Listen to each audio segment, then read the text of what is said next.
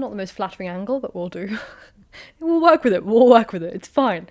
I'm too exhausted. I'm too tired. Well, hello everyone and welcome to my library, or rather, the reading nook of my library. If you're new here, hello, my name is Chinzia, and if you're not new here and you're my lovely regulars, hi, how are you? I hope you're doing splendidly. So today's more of a chilly, chatty video today. We're just going to chat about what we're reading at the moment and any updates that are happening around, kind of dibble-dabble in everything. I've got a stack of books here that I'm reading. I read a lot of different books, but don't progress very far at the same time. Yay, problems that will be explained slightly later with one of the books that I'll show you. It'll be explained by. And also we're going to talk about audiobooks and how I feel about those, because I've listened to a lot of those recently. Before I get into the books and discussions, I just want to say a massive, massive thank you to everyone who supported me over on Dorian this week. I crammed in over 8 hours of streaming in the span of a few days, and the people who came every night for my 2-hour live streams, I cannot thank you enough. They were absolutely hilarious. There was one night where we were all crying, our glasses were steaming up, it was absolutely hilarious, and I cannot thank you enough. So thank you if you came and supported me, you joined in on the chat. It was just a fantastic time. And of course, my latest episode of Hades and Persephone has just gone live. It's the final one. It's the final story of the containment. But it will be 8 p.m. BST. So please translate that into different time zones. So 8 p.m. BST for an hour from Friday. Can't wait to see you there. We're having a couple of stories. I promised Prime the writer, if you're watching this, I promised Prime the writer that I'll read their story out in Roz's voice from Monsters Inc. So we have lots of silliness over there, but it's fantastic. So thank you for supporting me, and links down below as per usual. But let's now talk about the the books I've been reading, the books that I've enjoyed the most, and my discussions. So my friend convinced me to get Audible. If you know Meg, you know you're watching. Bless her heart. She basically convinced me that Audible is the thing I should invest in. And it's not that I've ever been against audiobooks. I think I internalised them as, basically I was told as a child that I couldn't listen to books really because it was cheating, quote unquote cheating, even though audiobooks are essential for, people who are hard of sight or blind entirely. There's so many reasons, or disabled. There are so many reasons why audiobooks are important and accessible, but as a child it got grilled into me that if just because I was able-bodied and I was okay to be able to read books physically, I was literate, it was cheating for me to listen to audiobooks, and thus I was told off for listening to audiobooks a lot. I was told I was lazy. I had all this internalized negativity around audiobooks. So I just avoided it, not out of judgment of anyone else using it, but purely for myself, judgment of myself. We all love, self-sabotage and criticism and all that jazz. But Meg convinced me to finally get Audible this year. So I think I downloaded it in February, or the end of February, beginning of March. And since then, basically everything that I've read this year has been from Audible. And I say read in quotation marks, not to say that Audible books isn't the same as reading. I just don't feel comfortable using that verb. It doesn't seem like an accurate verb, even though the consumption of literature is the same, in a sense that it's just the medium of consuming the literature which is different, and therefore I find the employment of the verb reading misplaced, but it's the same consumption. So I'm not negating the validity of audiobooks and if it's reading or not. It is genuine consumption of literature, and however you consume that literature is totally valid, particularly if it's not abridged, all that jazz. However, I always feel quotation marks because it's not actually the act of reading, but that's not me dismissing the validity of audiobooks, just to put that out there. So most of the books that I have listened to this year have been through Audible, and it's been brilliant. It's been so useful for reasons that I'll elaborate over on Patreon. I'm hopefully doing a little video series over on my second channel. I'm doing live streams over there. I filmed several, I just haven't edited them because I've been so busy. And also, I want to do a little organisation series, which will be explained by one of the books I showcased to you. So what have I listened to on Audible? Let's go through my Goodreads. So I started with the History of Ancient Egypt. Really enjoyed that. That was by Bob Bryar. It was the Great Courses video series, on Audible. Then I listened to Scotland, A History from Earliest Times. Awful. Absolutely awful. Couldn't stand it. There were mistakes by the very introduction. There were inaccurate mistakes, and I didn't trust then the accuracy of how this Alistair Moffat has approached literature, or history rather. So Moffat claims that Cunobelinus, the king of Catuvellauni, was defeated by the Romans in 43 CE, but he was dead by then. He actually died in 41 CE, and it was actually his sons that were defeated by the Romans in 43 CE. And when you make a mistake like that, to me, it makes me wary, so I didn't want to listen to the rest of it, so I dismissed it. I wasn't invested. I listened to The Anatomy of Fascism by Robert Paxton, really enjoyed it. I'd probably have to listen to it again, though, because my brain is the brain of a sieve, and there were so many core points that I feel like still didn't sink in, but it was very useful for someone like me. Judas by Amos Oz, didn't really like that. I must be in a very small minority. I really didn't enjoy that story. I really disliked the characters in it. Agrippina, Empress, Exile, Hustler and Whore by Emma Southern. Highly recommend that one. And then the last one I listened to was Pandora's Lab. Adored it. It's 7 stories about lab experiments, or rather scientific experiments that went wrong. The idea of trying to do one good thing, or what one perceives as good, because everyone's doing something good in their mind. No one goes with the intention of doing something evil, but sometimes it ends up being that way. From, eugenics to vaccinations. There were several different points that were covered in this book.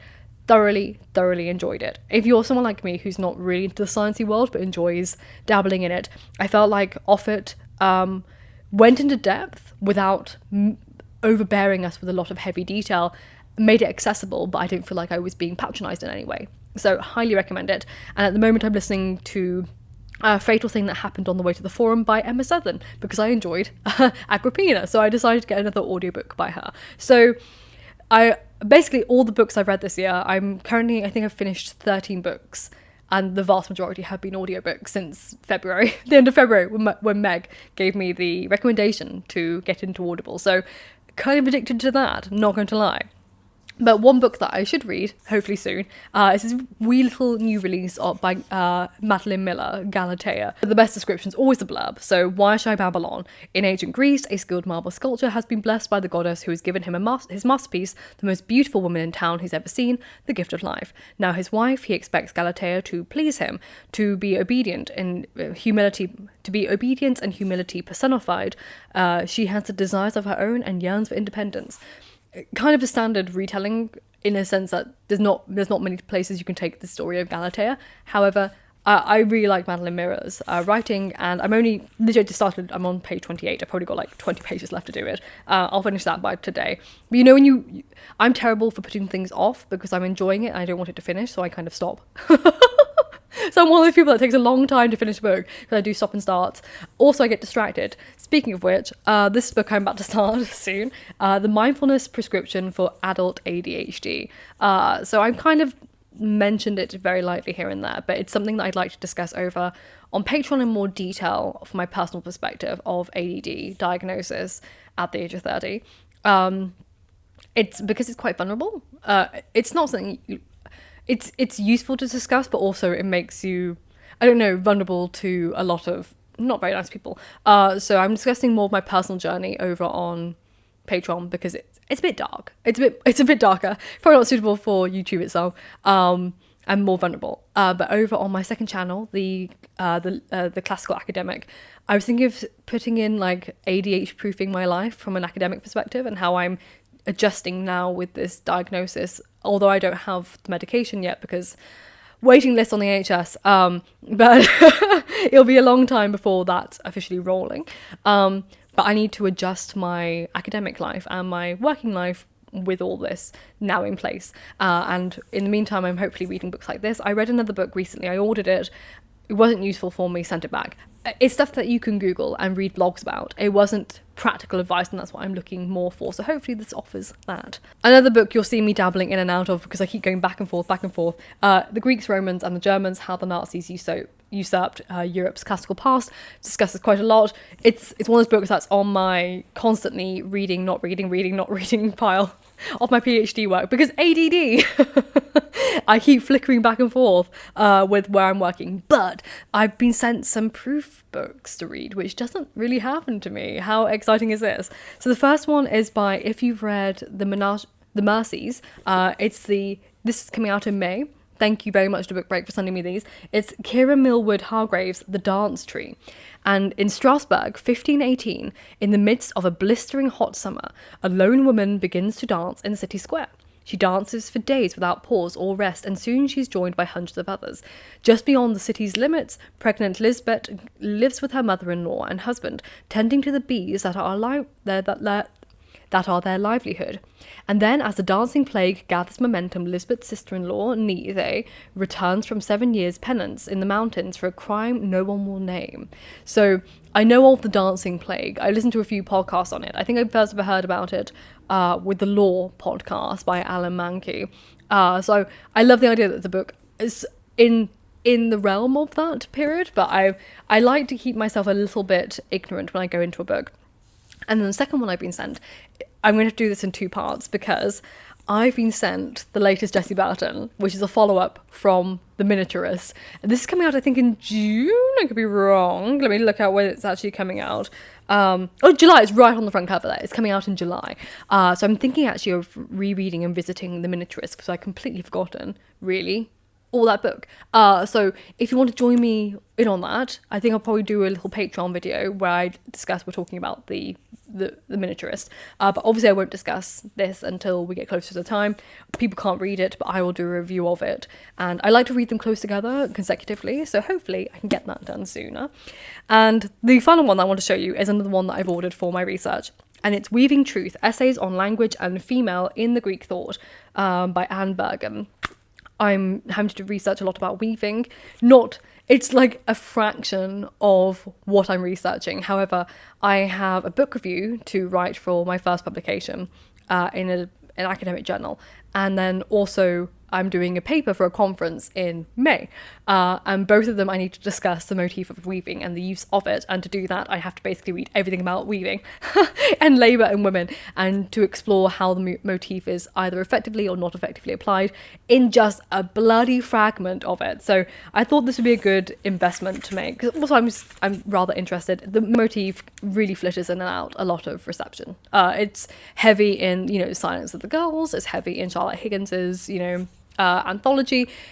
It's because it's such a poignant method of labour for ancient women, and people really lean into that because that's a method of authority as well as their storytelling technique, not only in mythology but also in actually ancient times, which is why a lot of it doesn't survive and why women's voices aren't really around. So the more I can learn about this, the better. I think it will help my thesis overall.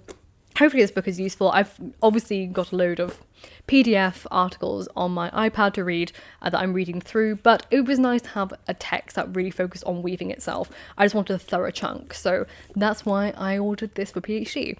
But yes, that is everything that I've been reading so far. Obviously there's been a few library books, but I use the National Library, and in the National Library in Scotland, you can't take the books with you. You have to use them in the library. So I can insert photographs. I believe this one was called Voices at Work, if I remember correctly. I'll insert a picture here. It wasn't as useful as I wanted for weaving. There was only the first chapter on weaving, and that really not oversimplified. It wasn't as thorough as I wanted it to be, so it wasn't the best book. It only took me like a couple of hours to read the sections that I needed. But if you're interested in more labour as a whole and objects and things like that, it's a useful text, but it wasn't really what I needed. So yeah, that's basically what I've been reading in the past few months. As you can see, it's just a lot of not finishing, starting, and then loads of audiobooks. That's how my life works. But thank you again for watching. I hope you enjoyed this weird little insight into what I'm hoping to read and what I'm reading and dabbling in and out of. My life's chaos. And I've always known that, but now it makes sense. Now the chaos really makes sense. Now how my brain works makes total sense. Why I talk quickly, how I get distracted, how my brain's functioning. I'll go into all this detail over on Patreon because, again, that's my personal stuff. But I think it'll be useful for people who can relate. But again, sensitive information, personal stuff, a bit dark. So yeah, Patreon, that'll be my next video over on there. And also hopefully some live streams. I've literally scheduled so many study with me's. Like, I've got them, I just haven't edited them because ADD. And hopefully also ADD Proofing My Life series will be up on my second channel as well, and show you what I'm doing to adjust for ADD and basing it on the science, the help, the psychology help behind ADD. So I hope you enjoyed this video. Thank you so much for watching. I'll see you tomorrow if you come and join me on my live stream, or Sundays as well. I stream on Fridays and Sundays, 8 PM on Fridays and 6 PM on Sundays for 2 hours. So Come join in if you fancy a laugh. They're very, very funny. And if not, I will see you on Tuesday for another video. And remember, books save lives, so keep reading.